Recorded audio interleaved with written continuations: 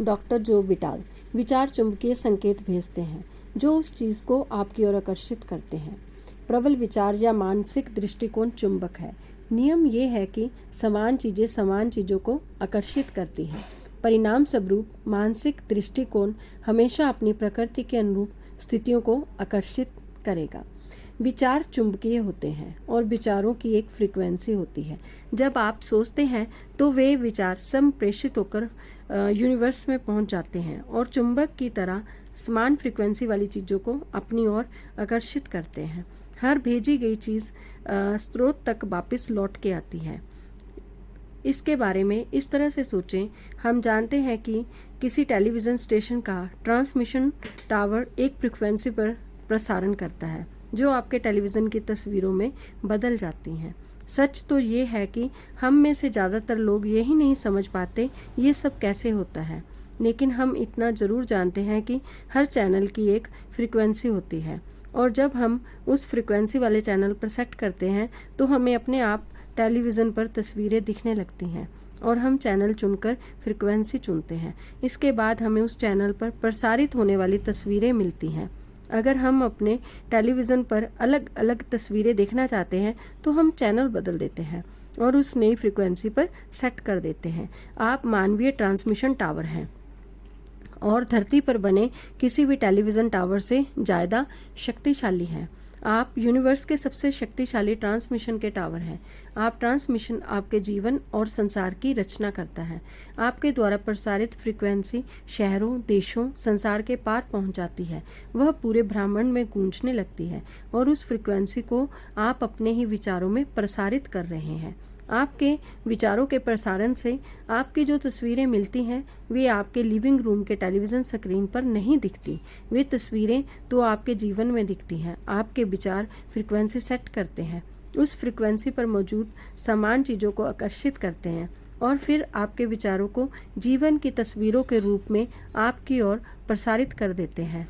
अगर आप अपने जीवन की किसी भी चीज़ को बदलना चाहते हैं तो अपने विचार बदलकर चैनल और फ्रीक्वेंसी बदल दें। मानसिक शक्तियों के कंपन ब्राह्मण सर्वश्रेष्ठ और सबसे शक्तिशाली होते हैं। बॉब प्रॉक्टर ने कहा था, अगर आप समृद्ध जीवन जीने की कल्पना करेंगे तो आप इसे आकर्षित कर लेंगे। यह सिद्धांत हर बार हर इंसान के मामले में काम करता है। जब आप अपने समृद्ध जीवन की कल्पना करते हैं तो आप आकर्षण के नियम द्वारा सशक्त और सचेतन रूप से अपने जीवन का निर्माण कर रहे हैं।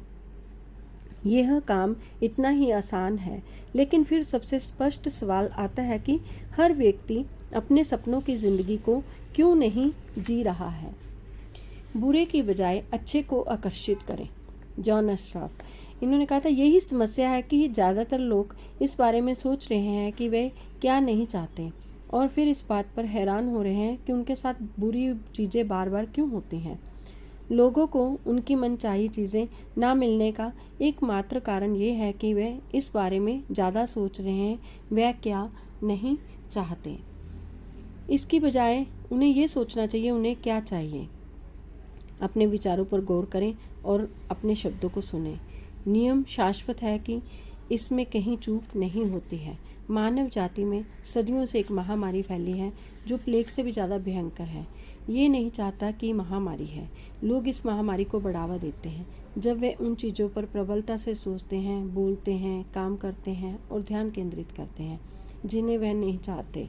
लेकिन यह पीढ़ी इतिहास बदल देगी क्योंकि हमें वह ज्ञान मिल रहा है जो इस महामारी से मुक्ति दिला सकता है। आप से शुरू होता है। आप इस नए वैचारिक आंदोलन के प्रवर्तक बन सकते हैं। इसके लिए आपको बस वह सोचना और बोलना है जो आप चाहते हैं। Bob Doyle. उन्होंने कहा था, आकर्षण का नियम इस बात की परवाह नहीं करता कि आप किसी चीज़ को अच्छा मानते हैं या बुरा, आप उसे चाहते हैं या नहीं। आप नियम तो आपके विचारों पर प्रतिक्रिया करता है।